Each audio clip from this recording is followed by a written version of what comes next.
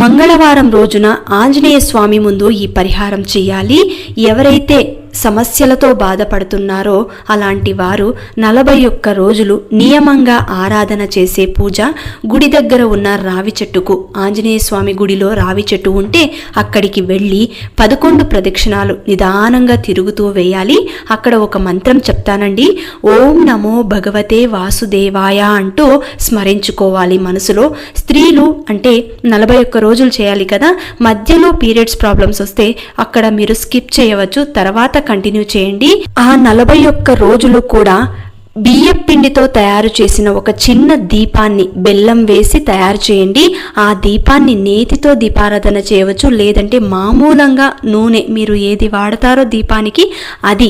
ఈ 41 రోజులు కూడా రావి చెట్టు దగ్గర ఈ దీపాన్ని వెలిగించాలి. మీ మనసులో ఉన్న సంకల్పం గట్టిగా కోరుకుంటే ఆ హనుమంతుడు ఇచ్చేస్తాడు.